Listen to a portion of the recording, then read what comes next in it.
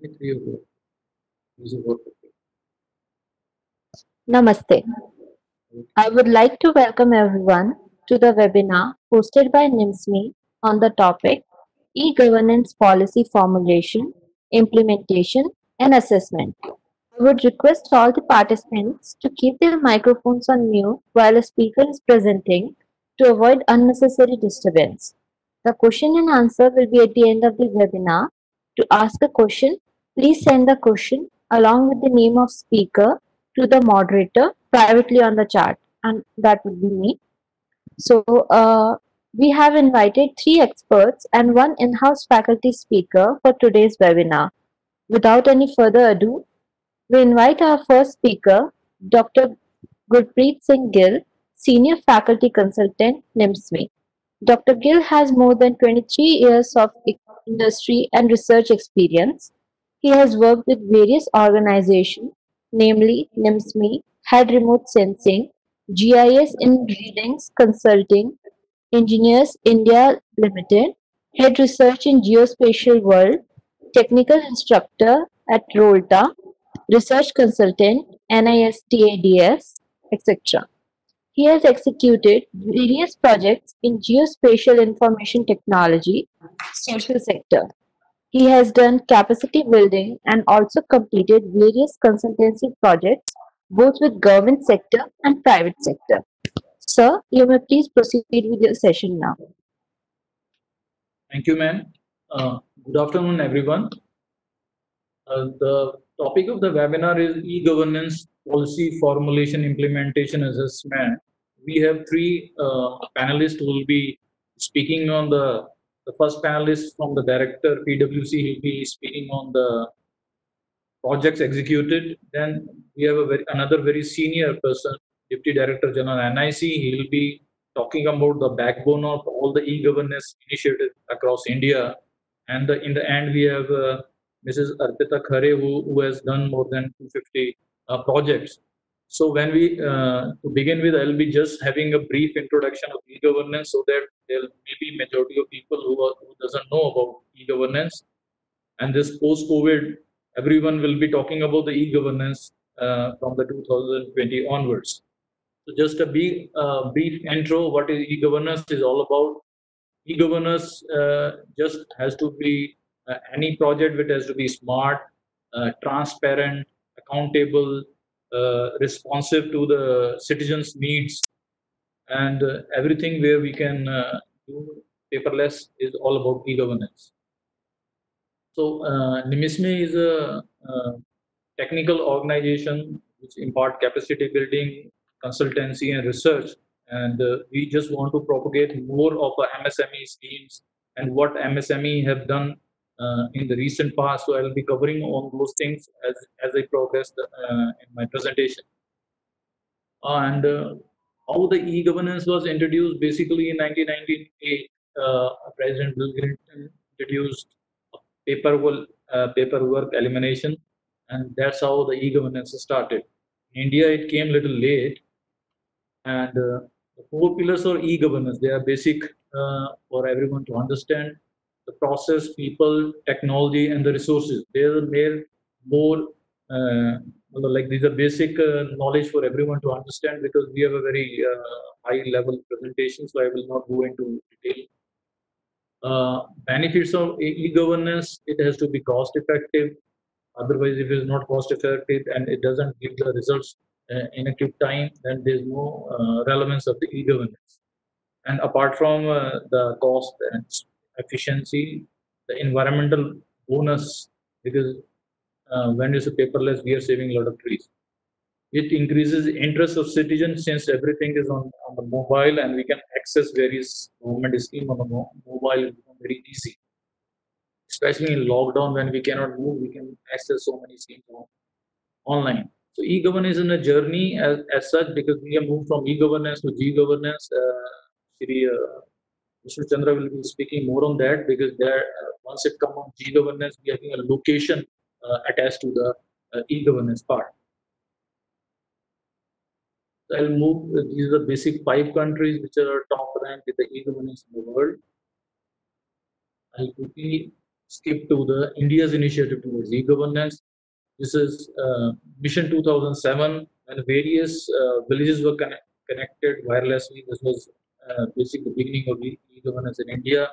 Then we have e-Suvidha and various other schemes which are all e-governance. The major implementation areas of public grievances, ration card. Recently, the government announced one ration card across India because every state have a different ration card. So for one move from one state to another, then there was a different duplicacy of ration cards. So that this will eliminate the duplicacy and also reduce the expenditure of the government to a great extent. So there are various other areas like rural services, police, social services, public information, agriculture sector. In agriculture sector, Indian government have also taken a very big project pan India. There's a modernization of land record, that is NLRMP, National Land Record Modernization Plan, and the 10% component of that was geospatial. So it is coming in a big way, although there's a lot of challenges because various states have various format of the record, so it becomes very difficult to put everything on one platform. Because that is very important for GIS. So I'll skip to another thing. I'll come back to my ministry. Ministry is MSME. What e-governance initiative they have taken in the recent past. I'll be covering on that. Ministry of MSME has adopted e-governance to strengthen the various different what you say like departments. They have adopted quality standards, ISO 9001 2008. They have initiated e-office and e-files, biometric attendance. A lot many governments are already doing this. A national portal for filing entrepreneurship. Just a minute, I just want to say why this is out of 658 districts and 654 DIC, many have taken to e-governance, but there is lot much to be done.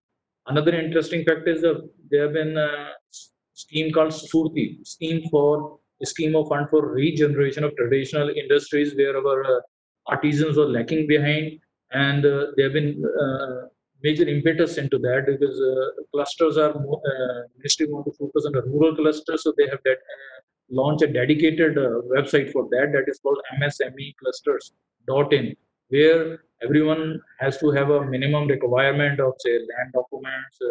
They have to have a SPG, special purpose vehicle, where artisans or farmers or self-help groups will join hand. Then they can become a cluster. Like for example, we are already executing two clusters in Punjab. One is Batinda honey processing. Then there's a wooden inlay in Hoshiarpur. And we are also having many in Telangana. We are having in Pambarti, where artisan joined hand. There it was a handloom cluster, and we are also having a lot of bamboo clusters. And so there, and so many people are joining hand, and we are having a very high target given by this current government. So they want to have a 1,000 clusters per year, and there are various agencies like KVIC, and NIMISME is also one of them. Then we have SMC, then we have PPDC, because IIG Guwahati, IIT Odisha, and there were various organizations that want to join hand to have clusters. Another initiative ministry has taken. Uh, Employment facilitation portal. This is called www.msmenokri.com, where it was launched by NISBERT, which was earlier part of MSME, and now it has gone to the National Skill Development Council. It was launched in July 2014. What it does is enables matching of job providers and job seekers.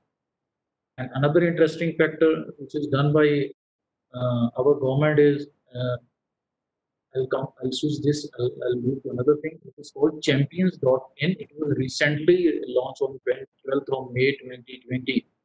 Of late, India, everyone knows India is the IT superpower, but we are not able to have a pan global champion from India like we have Google, like we have Apple. So this is the initiative by our government to make these micro, small, and medium enterprises and it will be a hub and spoke model across India. What they do will they will resolve the in fact they will resolve the issues within 7 days they have sent, because the moment you launch into the site, you click automatically any inquiry is having a generated a grievance for GR and solutions like that. So there will be a greatly help for the MSME in the coming years, and especially when the thing, this pandemic comes and when we have to go paperless, we have to launch all these schemes. So this will be very happy. These are all various initiative taken by MSME. What e-governance does is it reduces delay, red tape, and corruptions. And what are the challenges for e-governance? So the major challenges we have is integrated lack of integrated services. There are lack of person who will drive this thing. NLR, NLRMP, we already know there are a lot of challenges. The project was supposed to finish in 3 years. It is taking more like a decade. And in Himachal Pradesh and various states, it will be stuck for quite some time, because there's no key person. It takes a lot of problem to put everything on paperless. Uh, in post-COVID, another conclusion which everyone knows, we have to go for the hybrid model, because as far as our institute is concerned, we were basically giving training in-house, but now we have to follow a hybrid where something will be online and something will be offline. And in situation like this, we have to go for these things in the future. Although there will be a lot of challenges of technology, infrastructure, and how to how to interface between various departments. But this is how I just want to conclude here, and there'll be another speakers who will be sharing their more experiences, and any questions we'll be taking in the end. Thank you, ma'am. Thank you, sir. Now, I would like to invite retired Commander Deepak Uppal, Director, Government and Public Sector Consultancy. He has more than 36 years of experience. He served in Indian Navy for more than 23 years and retired as commander. He has done PMBOK in project management. He holds Six Sigma in Green Belt in quality management. He has executed various national and international projects of repute and is well known for his project execution acumen. Sir, you may please proceed with your session now. Good afternoon, everyone. Can you hear me? Yes, sir. Okay. Good afternoon, everyone.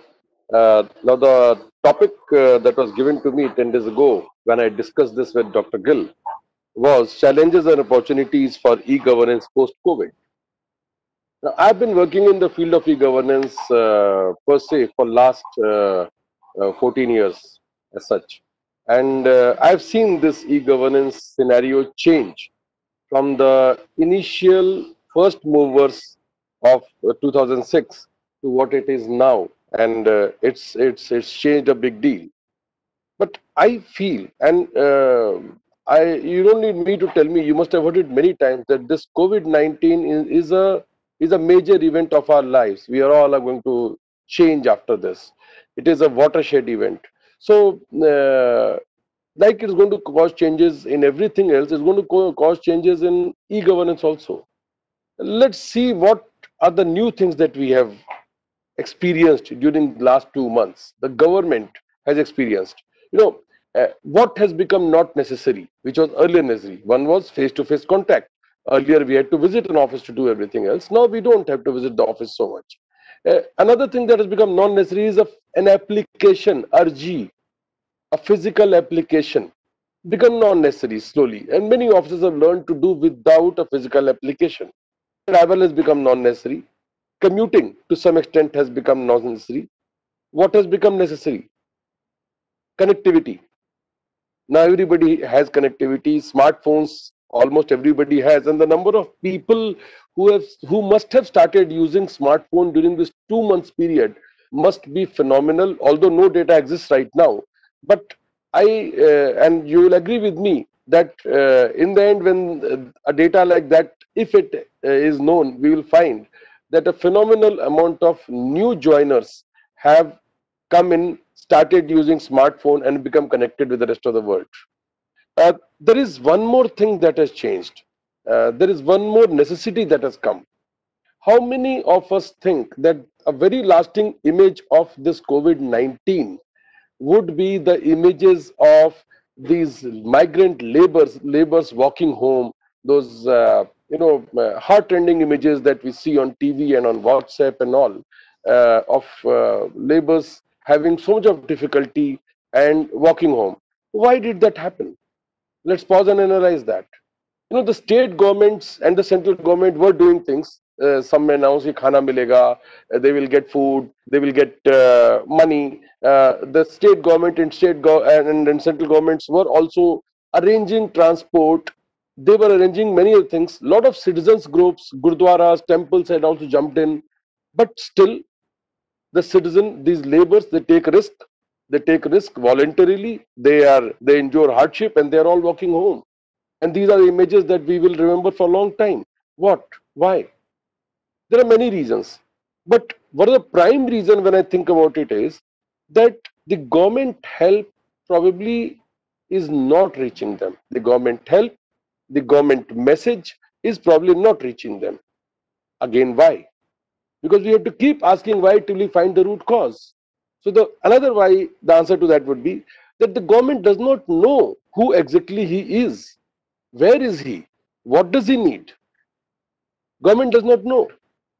In some slum, in some chawl, there are 10 laborers sitting over there. They are from this place. They are connected like this. They need this. They don't know. And till the time these people don't come out and tell, the government will not know. That would need to change.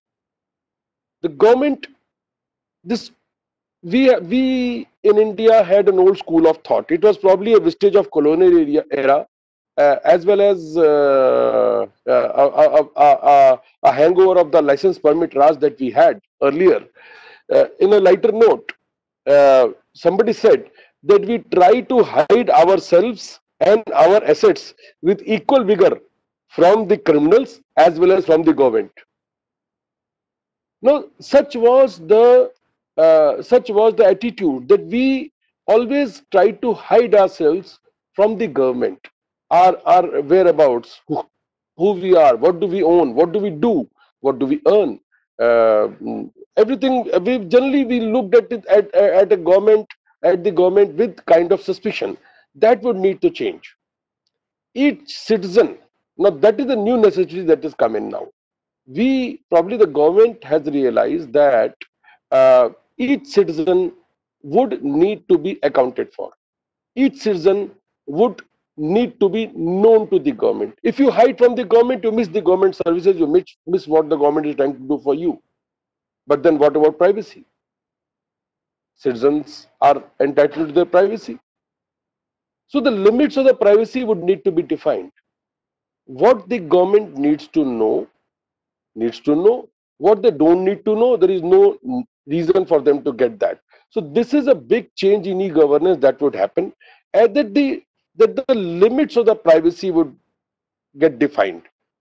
As a member of society, of any society, the society needs to know that you exist and what are your stakes in the society. However, society doesn't need to know many other things. So society doesn't need to know what I'm cooking today. So that is those limits need to be decided, and some effort has already been on in that direction. Aadhaar, we are all aware, Jan Dhan accounts, we know. But something interesting that has happened during this period is this Arogya Setu app. It has already got 8-digit subscribers in 8-digit. And it has got very interesting possibilities. I would be watching this very closely, how the government uses this asset. And I am calling it asset. I am calling this asset very, very deliberately. That I would be watching it very closely. How does the government use this asset post COVID-19? Another thing that is going to happen, and now this means there will be a consolidation of data, there will be consolidation of people data, economic activity data. This will result in kind of a plethora of big data. Now, when we have a big data, when we have new fields in that data, it can be sliced and diced in new ways. New analytics. New analytics, new ways would lead to new inferences. The government will start segmenting the population in ways in which it was not done till now. No, till now, the segmenting was very simple. Rich, middle class, poor class, Hindu, Muslim, Sikh, Isai, educated, uneducated. These kind of segmenting of population was happening by the government, and these are very crude segmentation. Much finer segmentation will be possible once citizen data gets consolidated. And if there is a much finer segmentation done, then the government service delivery will become that much fine-tuned. So to that extent, I find that government will think of, like, for example, I am already watching certain changes happening. The government is thinking in terms of, Dr. Gill was talking about MSME. Government is thinking in terms of organizing e-Rojgar melas, e-job melas. You know, whatever used to happen earlier on a ground, on a this thing, same thing on a in a hall. Same thing is going to be organized in a on a digital platform, e-Rojgar melas for semi-skilled people. For the this is for the semi-skilled lot of people. I mean, graduates of ITIs and NSTIs and that kind of thing. For that level of people, DigiLocker is becoming very prominent. Along with the DigiLocker, something that is becoming very prominent is digital accreditation. Digital accreditation is like my certificate can be read by another machine. It doesn't need a human being to read it. Today, if I submit a certificate for job to a company, somebody will have to read it, enter the data in the system, and thereafter put up over there. But if I have a digitally signed, let us say JSON format, then my job can, then my certificate can be read by the machine and processed by the machine. How will it make a difference? Let's take an example. Now, this is the example that I'm talking about is a live example that is going to happen in some time. So you can take it as a project example. So let us say there is a large car manufacturing company like Maruti, and they want to employ a large number of, they're opening a new plant, so they want to employ a large number of people, 200 people they want to employ of particular skill. So they go onto the government website, they enter their requirement, they find out that in that state or in that district, there are 800 guys with that skill available at this moment who are looking for a job. Okay, they select out of those 800, they, they give them messages that, okay, you can come for a meeting, you can submit your certificates to us. The certificate comes online. Now he has got for about 600, 500 certificates he's got to vet those certificates. He can just tell his software, please confirm. And the software will online go to another government server, machine to machine talk, will confirm that these certificates are genuine and come back and color them red or green based on verification received or not. Now, this kind of change would be possible hereinafter. Another sector that Dr. Gill also mentioned is that is going to have a major change is education sector. This is going to get a major overhaul globally and especially show in India.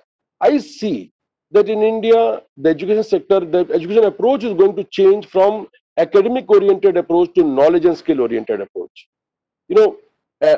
Today there is a largely academic oriented approach. It is very hard bound in terms of batches, in terms of sessions. But can we have sessions at the convenience of students starting? Can each student have his own session? Can he mark it? Today also in India, we have subject selection in a very broad manner.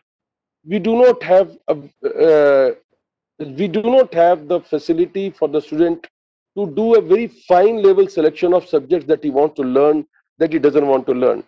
I'll say the granularity of the subject selection will get finer. It will get into sub-subject level, into sub-discipline level, granularity of this thing. And one of the things that will help in this is what Dr. Gill said was hybrid model of education. Some part of it classroom, some part of it online. and you join the group. So you do not have a fixed batch, you do not have a fixed class to attend, but you join various classes on the kind of subjects, the kind of courses, the kind of approach that you have selected. So this is going to be a big change over there.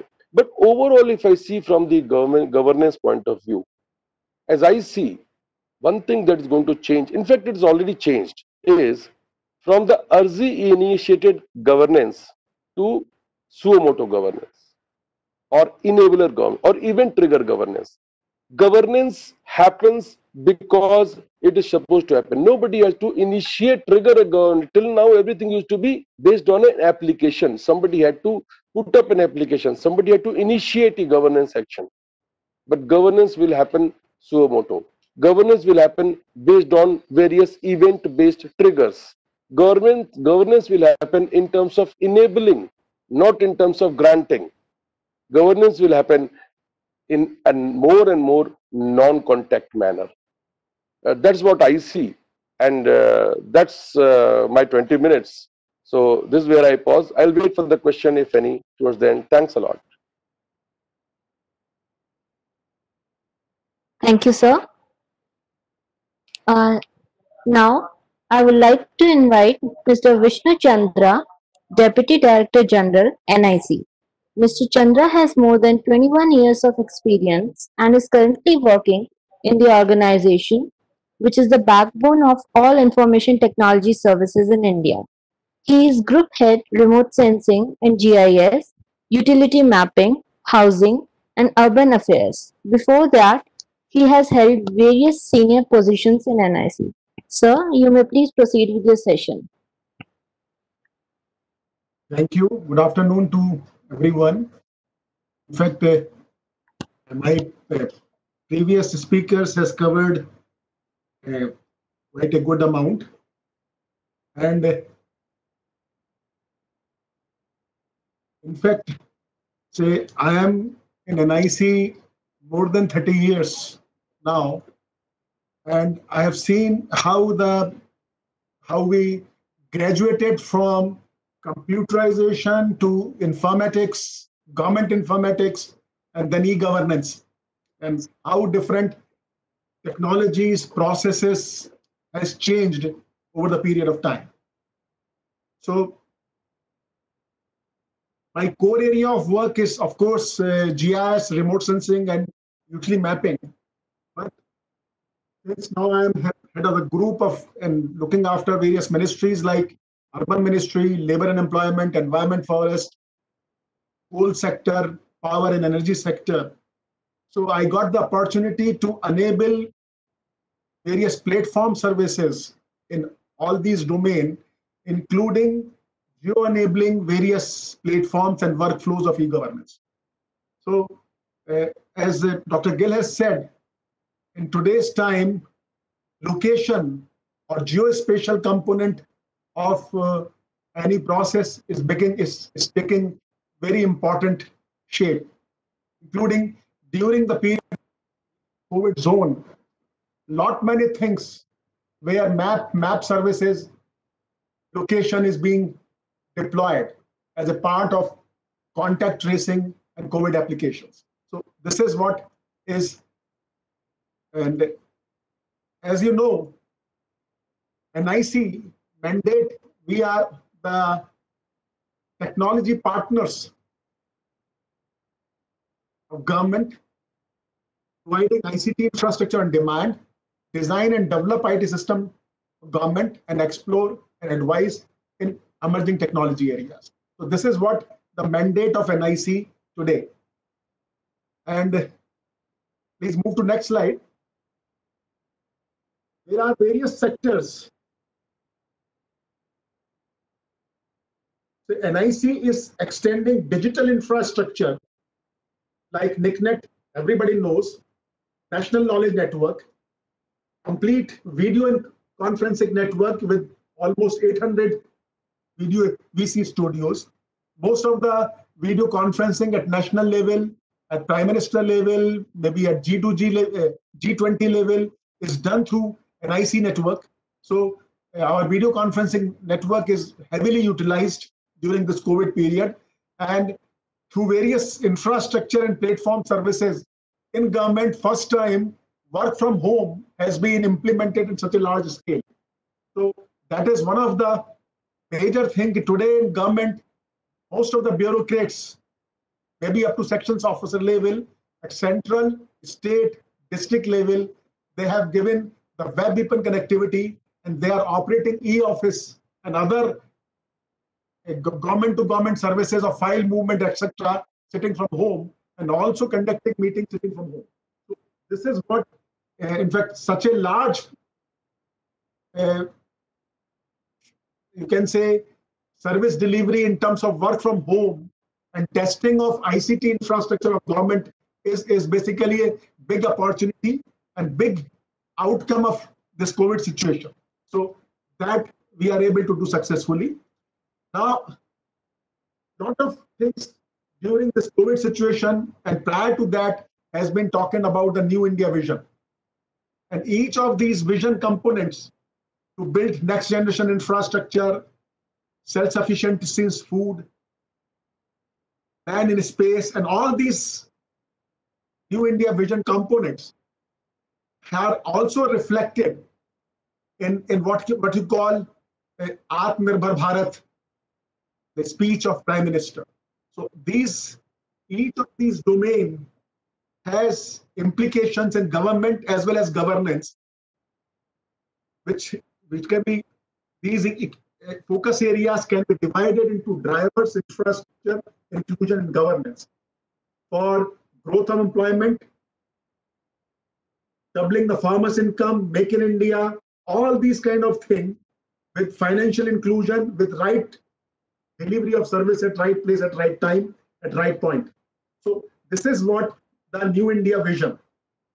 Digital India program is basically is addressing that since 2014 onward, where three major areas are what you call digital infrastructure, services for all, and services on demand, including leveraging GIS services, location. Each of these components has a location component into it. So each of these areas are having a quite relevance in e-government as well as e-governance process. So Digital India is programmed to transform India to a digitally empowered society and knowledge economy. Now, if you see the dimensions of e-governance, there are, if you see entire gamut of e-governance, there is an e-administration, which has e-services part for consumers, citizens, e-governance part, then e-democracy part. Now, e-democracy, now for politicians, for example, now a lot of services of NIC to automate even assembly proceedings, parliament proceedings. So they're all made digital. Entire Rajya Sabha is made digital. Each e-Vidhan Sabha. So each of this in today, we are trying to cater all dimensions of e-governance. Further, if you go in a much granular way, these are the basic functional model of e-governance, which starting from for citizens, customers, ultimately the service delivery points are these: access of services through website, through mobile, in electronic form, and from e-organization, e-management, e-services, e-administration. This is a basic functional model of e-governance. So ultimately, your e-gov platform must address all these functional models for end-to-end delivery of services and solutions.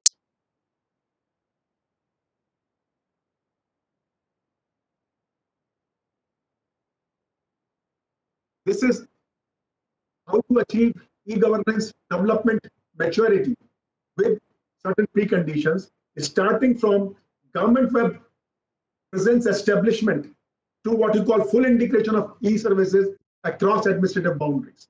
Now, this is maturity level from emergence to enhancement to interactiveness to transactional application to seamlessness. Now, this is what, in fact, when we are achieving an end-to-end platform solution and services, we are talking about data and data services to be integrated around common standards, from basically integrating various sectors and domains, ministries and departments to have some sort of a single point of reference. Dr. Gill talked about MSME. He talked about the cluster mapping. Now, MSME, if I talk about in context of MSME, there are requirement in terms of its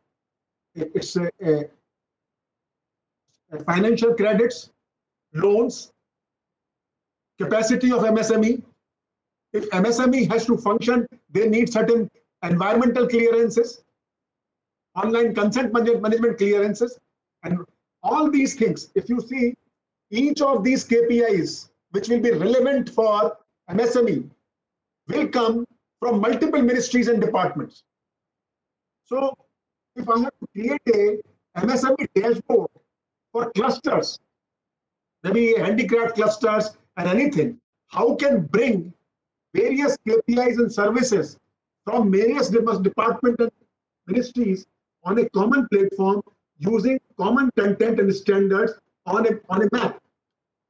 So this is the kind of thing which is now coming, which we have done with respect to panchayat boundaries, for Gram Panchayat development plans, for urban missions, where each of the KPIs relevant to a particular domain comes from multiple ministries and departments, and it is shown as a single point reference for decision making. So we have to achieve that level of maturity so that we can improve the services on the ground.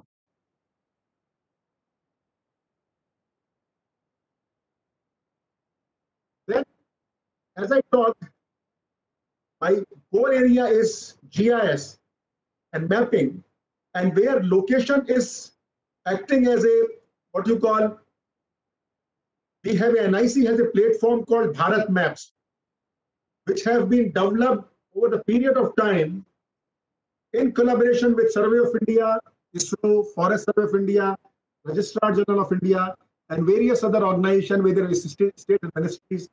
And bharatmaps.gov.in is a public portal. You can visualize Indian data with proper georeference system of India. What we are trying to have, National GeoVision, where we can showcase science of where with all man-made and natural phenomena, and it's how it interacts with it in real time simultaneously. Actually, geography by nature is a science of parallel processing, where all man-made and natural phenomena occur simultaneously. Whereas science of computing is sequential, and today with more emerging technology like IoT, sensor, satellite imagery, and other platform services like big data, AI, ML, that is what you call IoT sensors as a science of when, and big data, AI, ML as science of what. So GeoVision means we need end-to-end integration from science of where to science of when and science of what. So this is what for e-governance, GeoVision for e-governance, this is what NIC is trying to promote.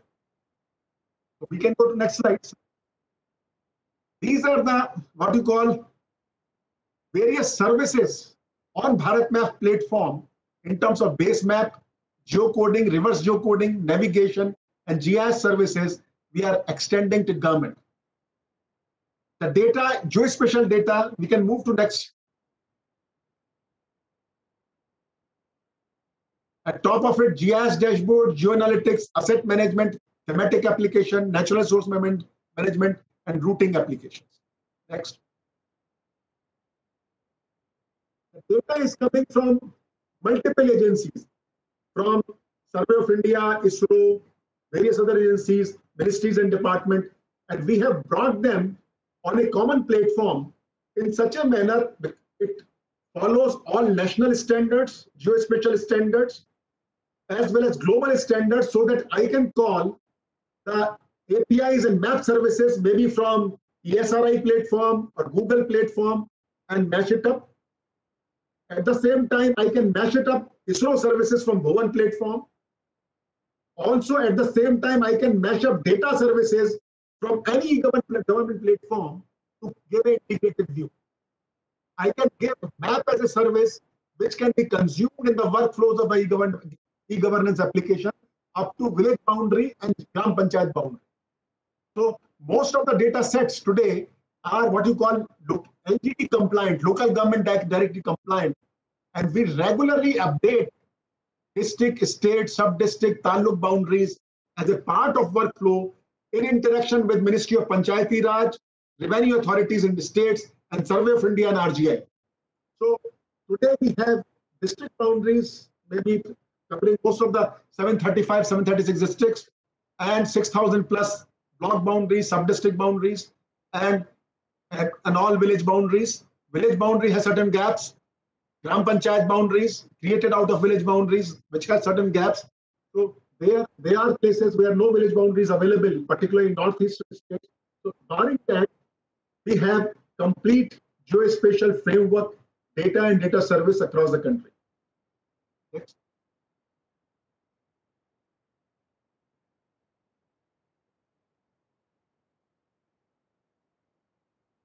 This platform is multi-scale, multi-resolution. You can move from national scale to up to 10,000 or higher scale. Each scale represents level of planning, detailing in terms of surveys, and also each scale represents level of e-governance. Say, if you want to give transaction services for land, the scale will be 2,000 to 4,000. If you want to give regulatory services, scale will be 10,000. So granularity of data and accuracy of data will be according project management services from 10,000 to say 5,000 scale. Urban services, there is a definite defined scale. Utility mapping of cities, there is a different levels, and accuracy requirements are different.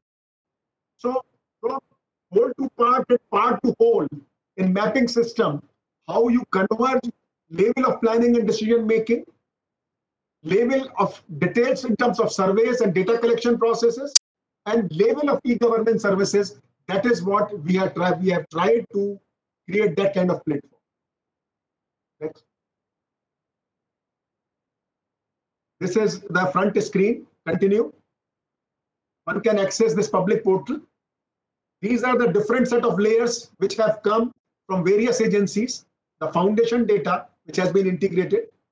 We are constantly works with them for update also. Next. So these are the different base map services. Particularly, I will talk about NIC terrain map service, which is a seamless 3D using 20-meter contour of Survey of India. So you can see elevation profile of the country through this map service. And NIC street map up to 10,000 scale is created using 2.5 meter Cartosat data from ISRO.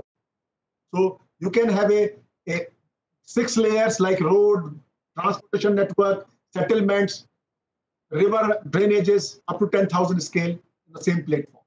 Next. Continue. These are the administrative boundary status. Then subsequently for each of these Bharat Map services, we have a state portal instances. So one can access state portal instances where the base data, foundation data, along with data coming from various verticals like school GIS developed at top of it will give the school location. Health GIS will give the health locations. Like that, a bank GIS will give you entire banking and financial infrastructure. All those point of interest geotagging is brought on the common platform. Next. We are giving map as a service. So anybody can get REST-based OGC compliant service, particularly in G2G domain, and consume and customize It is something like I am giving a developer license to developer to customize the service, map service in his workflow the way he wants. So if you see Swachh Bharat Mission portal of Government of India, you see the map service which come from GIS cloud of NIC. So it is something faceless service where the developer don't need my presence to customize through the definite the metadata definitions, process SOPs. He can get the map services in his account as well, in his email account, and then he can customize in the same code for which he's customizing the application by joining his own data. So this is the environment which we have facilitated in the NIC. Today, this map service I cannot release in public until unless owner organization declare their data as an open data. That is a policy issue. So most of the organizations like Survey of India and ISRO, their data and data layers is not an open data. Once they declare it open data, it will come on open data platform so that any app developer can use those map services. So this is a policy issue. In fact, Finance Minister has talked about integrated geospatial policy. So there are large number of issues where developer community or app developers are not getting benefited because of certain restrictions, certain policy restriction in terms of national map policy. So that Finance Minister in his financial package it has been talked about. Next. This is mapservice.gov.in. Next. Continue. These are the different, as I talked about, this platform has been extended to various ministries and departments, and same platform is being deployed, used to customize applications, say financial application, inclusion, BharatNet, optical fiber network, Gram Panchayat application, telecom GIS, various Punjab Road GIS, Swachh Bharat Mission, Environment Forest Ministry like Parivesh portal of environment clearance. So various applications are using our cloud-based GIS services for government. Then geotagging of assets, 7 crore drinking water sources, Pradhan Mantri Awas Yojana geotagged, Manrega Awas geotagged, all these things using our geotagging services has been done. So a lot of government assets capturing on a common platform so that one can use across the ministries and department through service. That platform has been built. Next. Then we have a large scale mapping for urban cities using aerial photography, drone survey data, ground survey through GPS surveys, where 3D mapping, 3D buildings, all those things are captured.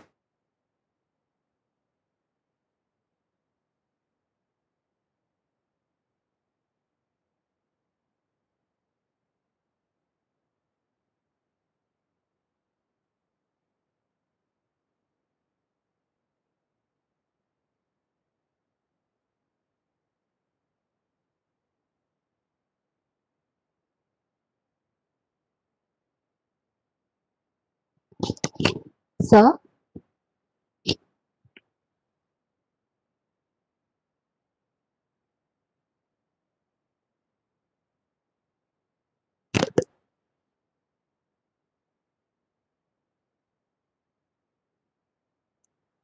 Hello, ma'am.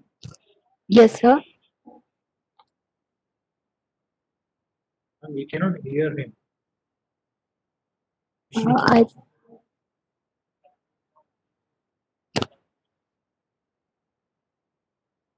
I request the host please check the problem once.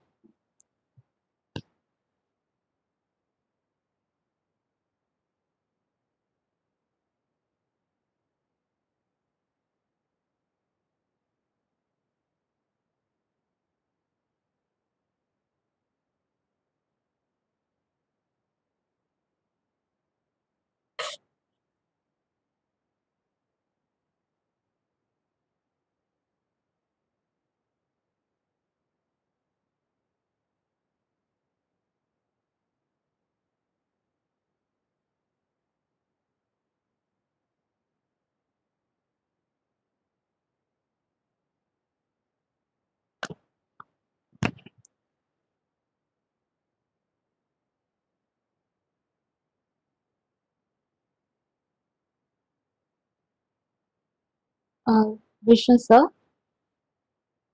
Sir, your voice is not audible, sir.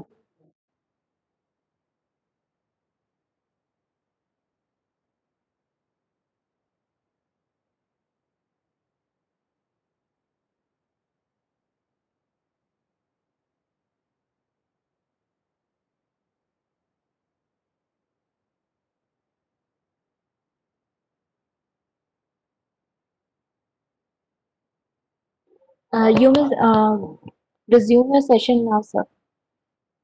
Yeah. I was talking about the platform services, which is largely being used in for what you call during COVID period also, particularly e-office. Dr. Gill has talked about it. So this e-office as a digital workspace is extensively being used across the country during this COVID period, and also through web VPN, various services and various developer community working with NIC is today are working through remote. So this is an opportunity how ICT infrastructure is leveraged from in work from home condition in government. So this is what one platform which is very successful during COVID period. Another is application, which is a platform where eBay bill, where which is being used across the country, where multiple stakeholders for are being connected or improve tax compliance, tax collection, fraud detection, etc. From abolition of check post, encouragement of self-reporting, reduction in transport timeline, time-serving effective compliance and improved tax collection, for online self-service platform to generate permit for movements of goods. So this is one of the very platform which is run by NIC. Public Finance Management System, PFMS, where in fact all DBT transfer happens through this PFMS platform. All payment to even contractors in government, including government servant salaries, move through PFMS. And this platform is extensively used in COVID for transfer the money through DBT to large number of beneficiaries affected on the ground, including farmers, unorganized workers, and so many people. So this is one of the very successful platform which is being deployed and very effective in COVID situation. E-courts. So all this is also case information system. This is one of the critical platform. Interoperable criminal justice system for Ministry of Home Affairs, where criminal profiling, analytics are being attempted. E-transport, complete end-to-end. Vahan Sarthi, you must be knowing about this application. E-Challan for G2G, pollution checking, RTO's State Transport Authority integration, FASTag, NHAI, data access through linkages with vehicle Vahan, other government agency integration for NCRB, CCTNS, and other police, integration with courts, external application services through API to digital locker, e-district, and so many other applications, dealers integration, automobile component manufacturers integration, banks integration, insurance company integration. So this is complete one-stop shop citizen services for promoting innovation. Sir, can you tell me on which slide number to move? Yeah. Can you tell me which slide number to move? On which slide should I move? The next slide number is I am on 36. Okay, sir. Okay. Hello. So next slide is relates to complete end-to-end dashboard for National Power Portal covering transmission, urban distribution, generation, rural distribution, fuel management, capacity, all this information on a single national portal, npp.gov.in. Service plus platform is basically you can configure any service without writing any source code. If you know input, output, and workflow, you can customize service in 2 to 3 days and deliver it. So entire e-pass system during COVID in various states is done through service platform without writing any code. That open data platform where as I said, there is a national data sharing and access policy in the country, which against that policy, every ministry department has to declare positive list and negative list of the data. Positive list of the data and services are put as a service or as download on open data platform. So NDSAP 2012 is a derivative. Hello? Hello? Yes, sir. Are you getting me? Yes, sir. Yeah. So this is one of the successful platform where more than 10,000 kind of data services and APIs and various departments have been integrated here. All these numbers, catalogs, each ministry has a data officers, visualization, all these things are available here. So in all this, which I am talking about, key challenges and opportunities today, and these are ongoing process. It cannot get resolved in one day. One is data standards. When we talk about integration across domain, across sector, means like, for example, integrating water quality data with health system, disease surveillance. Two system, two verticals does not follow the common standards in terms of even state, district, village codes. Now, how to bring them, how to integrate at API level without transferring data physically from one place to other place, so that single source of truth can be done. Data standards in terms of metadata, content, taxonomical classification, and attribute definition is a key challenge. Now, a lot of things are happening in this direction. Many things have already happened. But as we go for any integrated project, we have to face all these things. Data services, open APIs, availability, publishing open API gateway, so that people can consume those APIs in their workflows. Data exchange, data access and exchange, process, protocol, and policies. Data policy per se for open data, restricted data, and so on. Security, data, application, and network security. Now, privacy as a policy has become an issue along with the security. Technology platform, cloud, OEM, open source, technology stack. So one has to, how interoperability should be achieved while you are using heterogeneous technologies and heterogeneous platforms to have a single window systems. So this is what another challenge and opportunity. Business process reengineering, project management, change management, process, institutional mechanism among stakeholders defining their roles. Decision-making process, knowledge management, domain understanding, analytics.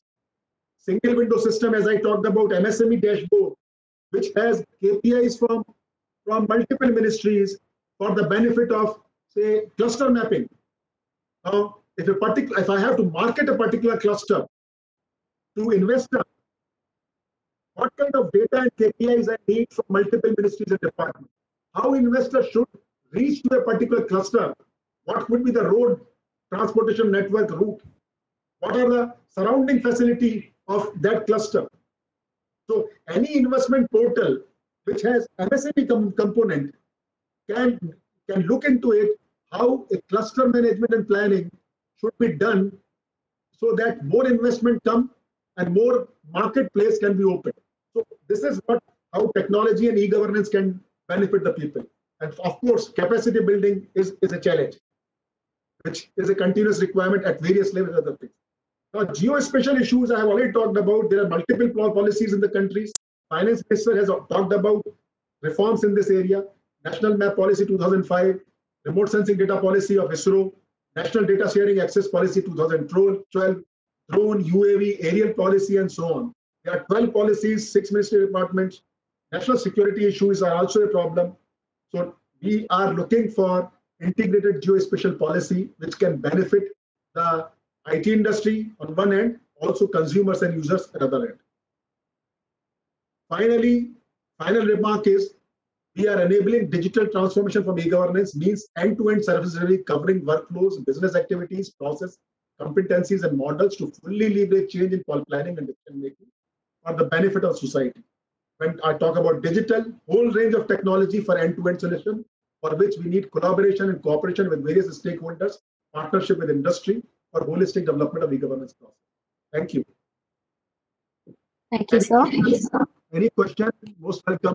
I might have taken more time and some disruption also. I'm sorry for that. We will take up the questions at the end of the webinar, sir.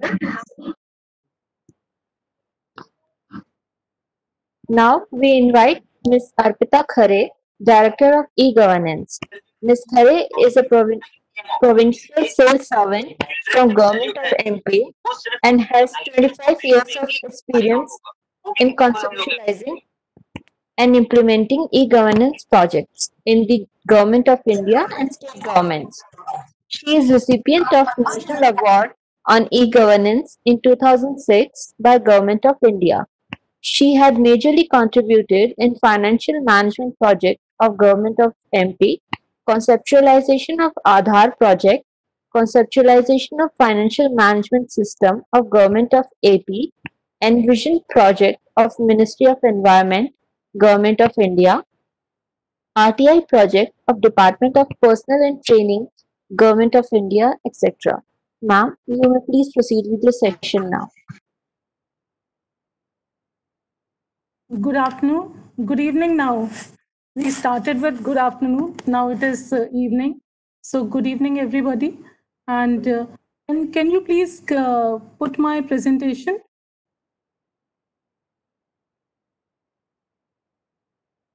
Yes, ma'am. Yeah, please put my presentation. Little time is left, so I have to rush. How much time we have now? You can take your time, ma'am. Okay. So, like my previous speakers have spoken a lot from a very broad level. So, I would like to just zero it down to some case study. Earlier, I thought that I'll talk more about the e-governance policy formulation, implementation, and assessment at a broader level. But now I'm just zeroing it down to EODB implementation in the state of Telangana. So now why I have chosen this topic? Because of MSME sector. Next, please. So like just I will brief, I will give some inputs about the statistics. Next. Yeah, so MSME sector, like that is a very huge sector. It covers 6.33 crores enterprises in various manufacturing and service industries. And like 99.4% accounts for micro enterprises. And nearly 14% are women-led enterprises, and about 60% are in rural areas. This accounts for India's 31% of GDP and accounts for 45% of export. And 12.4 crores of jobs have been created through this sector.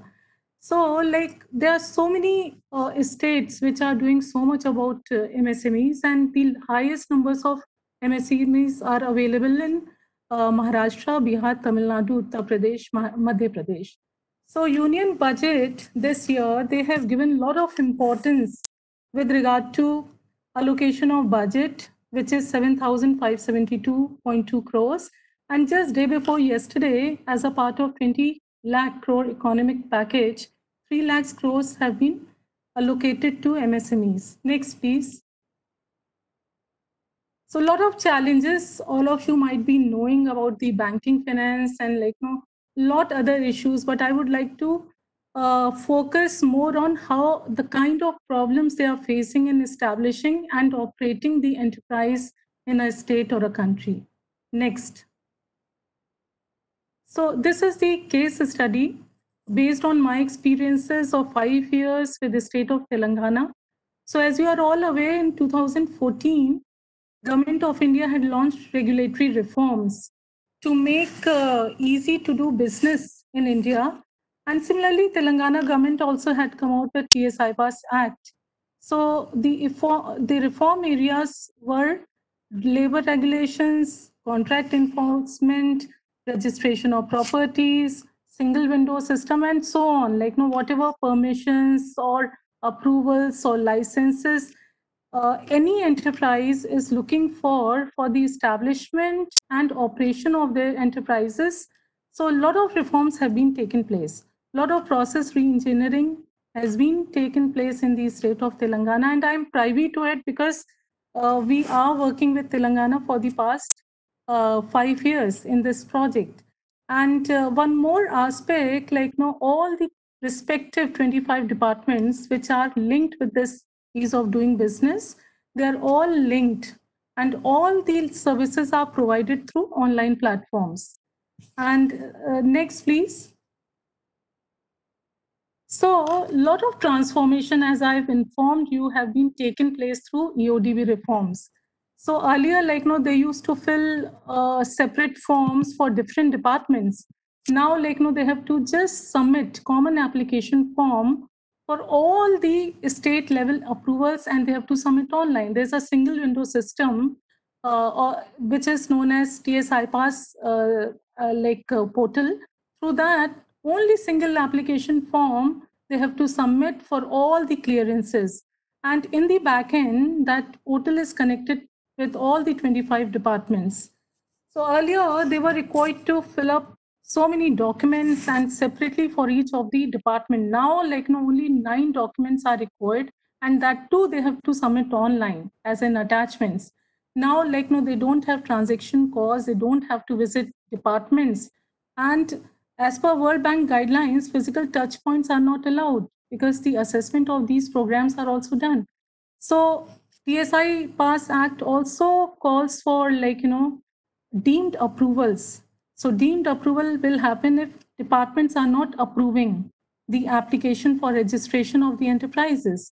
So for mega projects, there's a state level committee which approves within 15 days, and for the other project, it has to be approved within 30 days. Otherwise, deemed approval or provisional approval will be given for the enterprises. So now one more thing, because we have developed and designed the projects of EODB, so they can track these applications. The entrepreneurs can track their applications, and they can see what is the stage it is into. So for example, if it is going from one level of official to another level of official, SMS and email alerts will come to the entrepreneurs. There's also a provision of online grievance redressal mechanism. They can submit their grievances if they are finding that wrong queries, or it is taking some time. They can also put in grievances online through our systems, and toll-free numbers and help desk support is also available through which they can track. So earlier, one more major change which has taken place earlier, by department, so many queries, objections they used to raise, and for so many times. So now this act talks about that they can raise queries, objection once, and that too within 3 days of submission of the application. And now earlier government agencies used to do inspections, and a lot of inspections used to happen. Now self-inspection, third-party inspections, and joint inspections are given under various acts. So this means that I can give self-certification that I'm following I'm complying with various provision of the act, and I'll be allowed to register and operate in the state. So this is a major provision, and a lot of joint inspections are happening. For example, labor has to separately inspect, and then the factories department also has to separately inspect. So now we have given a provision through our eGov solutions that jointly inspections can take place. So earlier, if there were delays from the government departments, so there were no consequences. So now a lot of penalties are being imposed. We know if government is not responding, so a lot of penalties are being imposed against the officer who are causing delay. And as I've said, deemed approvals are happening, and penalties are also please next. So these are the time limits. This is just, I would like to flip through it. These are the time limits for the establishment of enterprises. I'm more like talking from the perspective of MSMEs. So these are the time limits which are given to the government, and they are following it. Next, please. So earlier one was the time limit for establishment of enterprises, and second is the time limit for operation of enterprises. So for example, common this application form which they are submitting. So consent for operation for green category. So they have given 7 days. For red categories, they have given 21 days. So that way time limits are given to each of the regulatory department which are in the ecosystem of EODP. Next, please. So this is just, one example I wanted to put. So this is a kind of self-certification system which entrepreneurs are submitting to the government, and based on this, this provisional certificate or approvals are given to them so that they can start their establishment of enterprises in the state. Next, please. This is the approval certificate which government is issuing, and they're just writing that consent for establishment from TSPCB has come, or factories department has come. So one thing, as I've informed earlier, so this single window system of TSI Pass is connected in the backend with 25 departments. So like entrepreneurs are not required to deal with 25 departments directly. They have to just talk to TSI Pass portal. In the backend, they are collecting all the information which are processed simultaneously, and in this way, they will take the approvals from different respective departments, and they will give approval or consent for establishment of enterprise in the state. Next, please.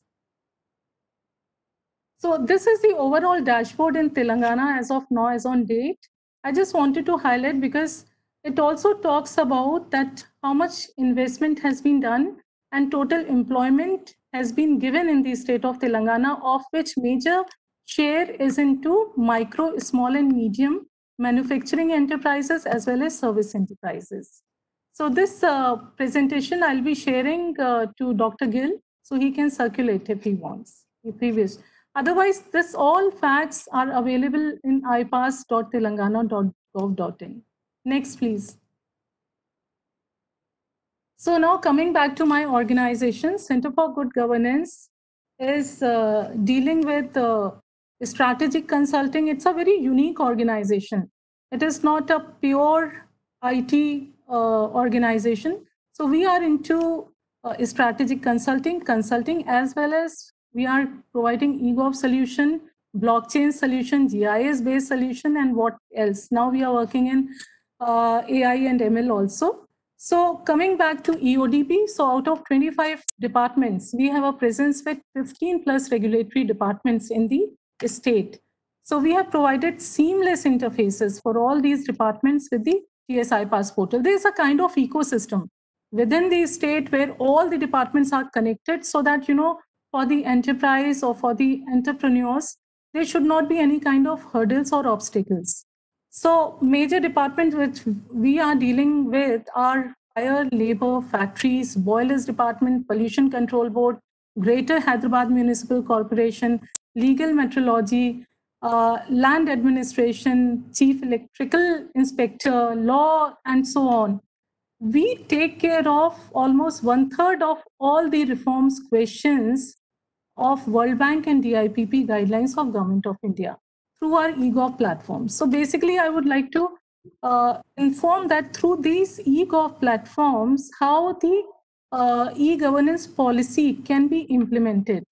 And then, after implementation, the assessments can be done through eGov platforms only. So next slide, please. Yeah, so this coming back to 15 departments we are working on. So this is a labor department, which is having the maximum question of EODB. So like a lot of reforms, lot of process improvements, lot of GOs, internal GOs they have issued in order to make the system happen in 2016 as well as 2017-18 assessment. All the questions of labor department were approved by World Bank because of the kind of e-governance solution they had provided. And like CGG has provided the platform, but the way officials and all these stakeholders have worked on, that was commendable. So all the applicants can apply online through the portal, and fee calculation is automatic based on the kind of act or kind of licenses or approval is desired. And finally, they can download the digitally signed license online. So there's no physical point for any of the applicant to go and visit labor department and get any kind of documentation. So everything is online, all the services are online, all the documents are to be submitted online, all the whatever permissions, approvals, licenses, registrations are done, that applicant can get online. And one major thing what we did here, like random allocation of inspections are happening. So even officials are not aware what kind of offices they are going to get. And there are joint inspection also, as I've said earlier also, that different departments are doing joint inspection, so that there should not be much time to be consumed in all these regulatory processes. And so a lot of channels are if like applicant can file through MISEC also, which is CSC, Citizen Service Center in Telangana, as well as directly to the labor portal which we have developed, as well as TSI Pass portal. Earlier we also developed this portal. So, and there's a facility to know and track the status by the applicant online. And there's a mobile application also we have developed in this project, so that through mobile application they can just track by putting the application ID, what is the status. They can also get to know which official is dealing with the application and what is the level. So accordingly they can lodge the grievances. And then thereafter there's a dashboard and MIS reports which are based on real-time information and also on the single source of truth, because we are hosting their data. So there's no question of manipulation of any kind of data. Next, please. So these are I've just app that these are the various acts.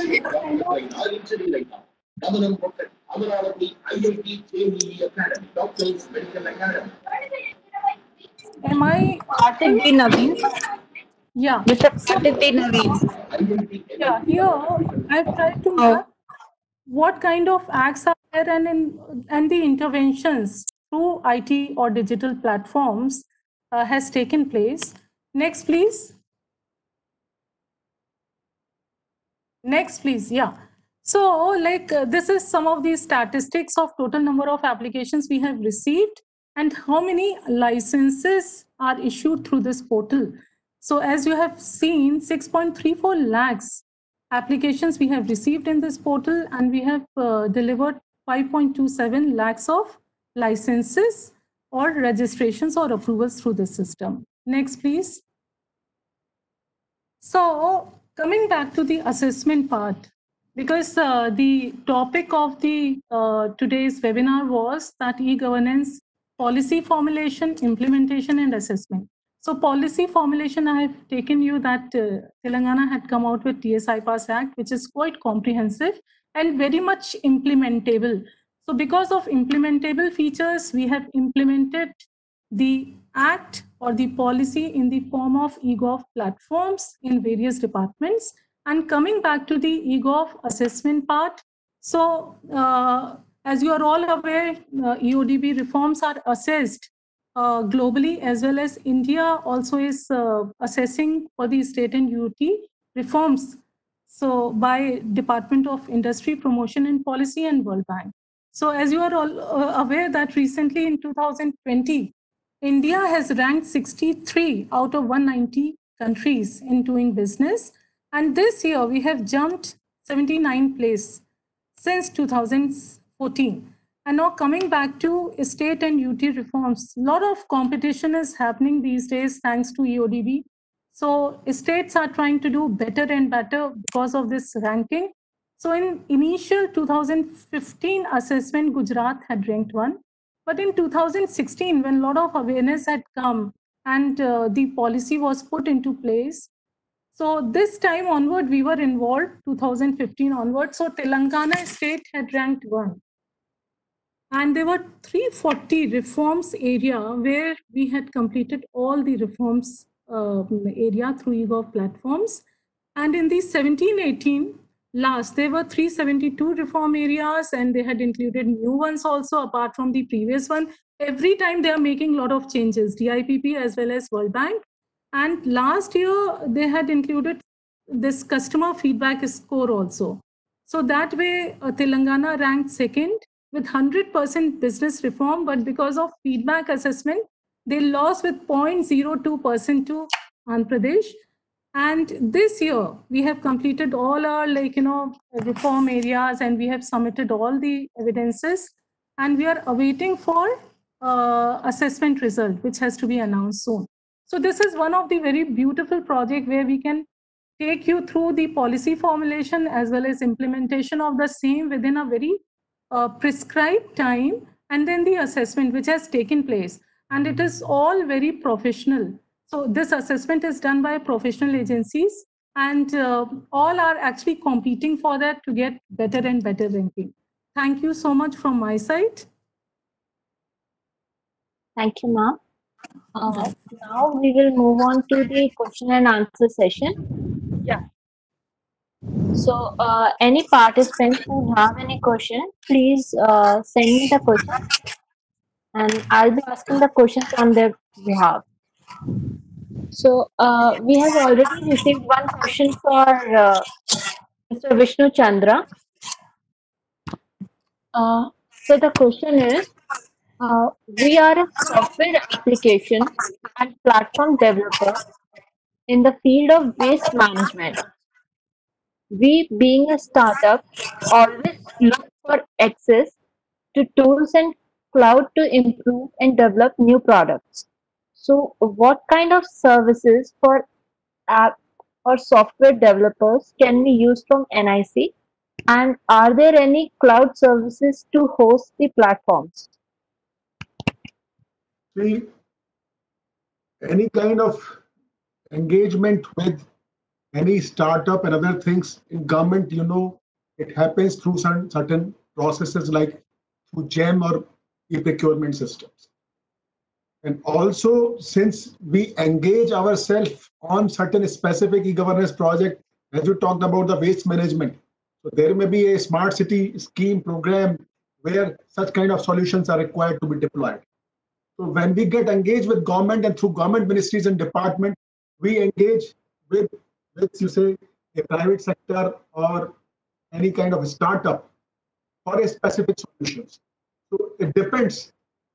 And we have also, NIC has a Section 8 company called Nixie, where as per the requirements of e-governance project, we create certain outsource mechanism to procure services from market.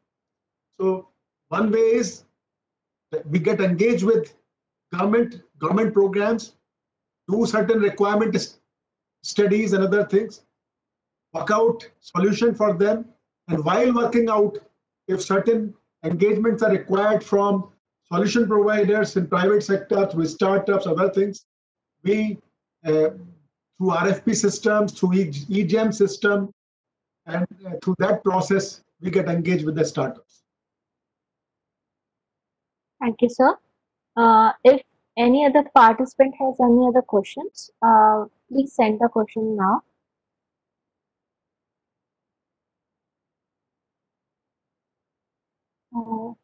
So it seems like no other participants have any other questions.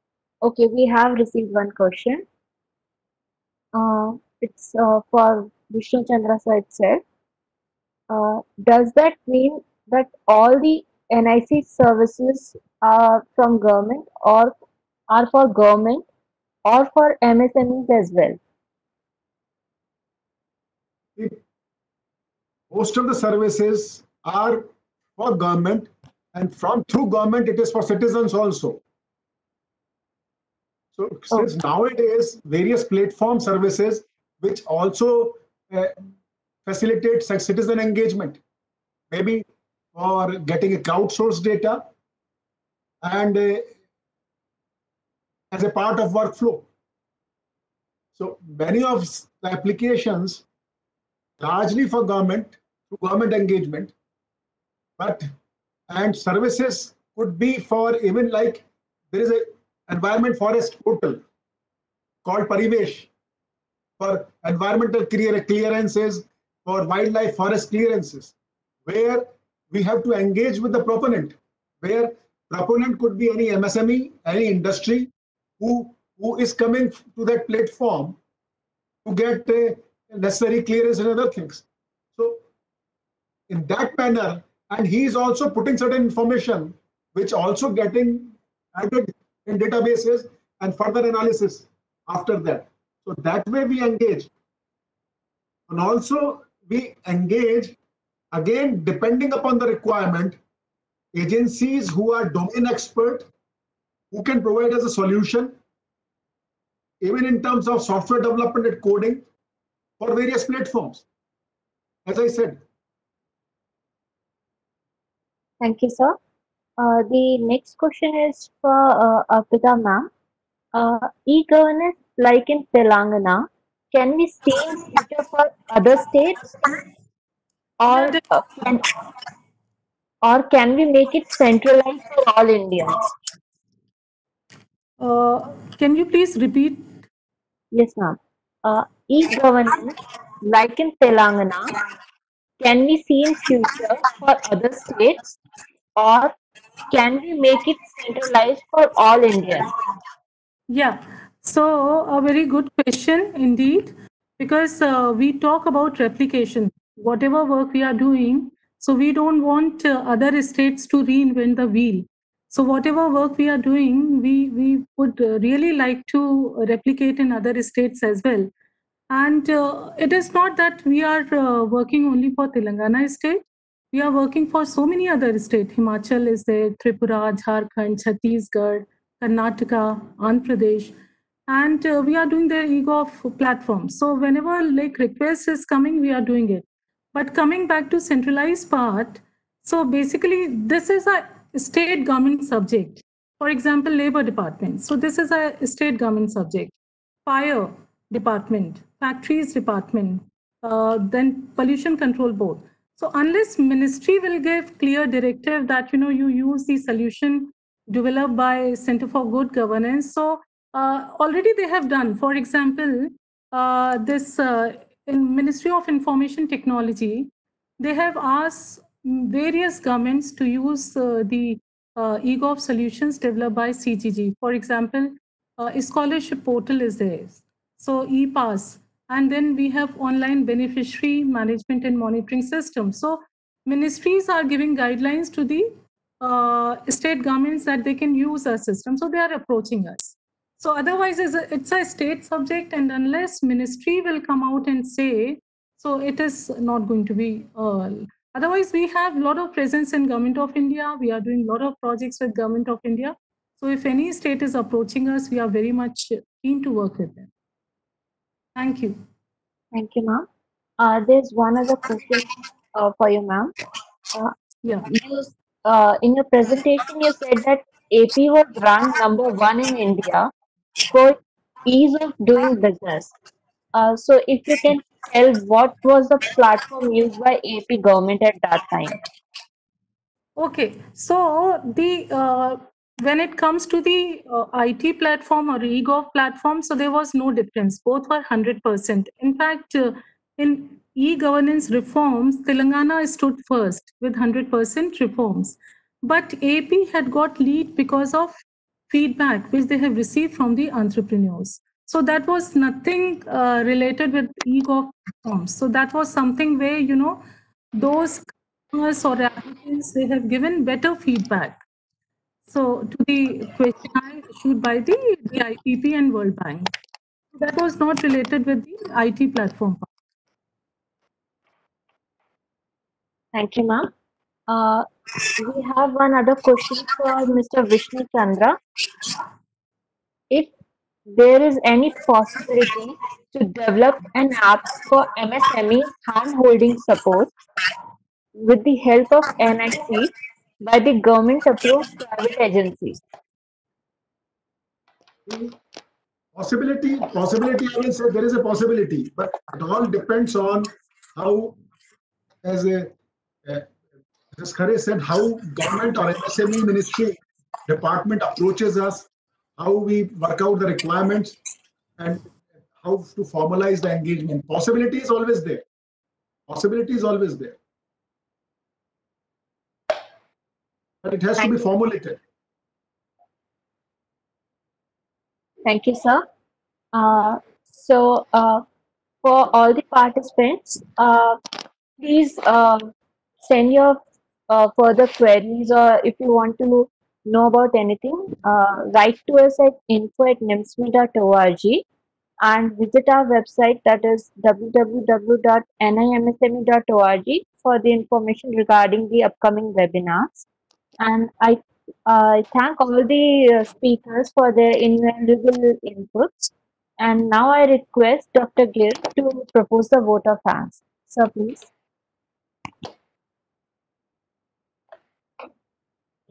Thank you, Deepak Upar sir, for taking time and giving a valuable suggestion.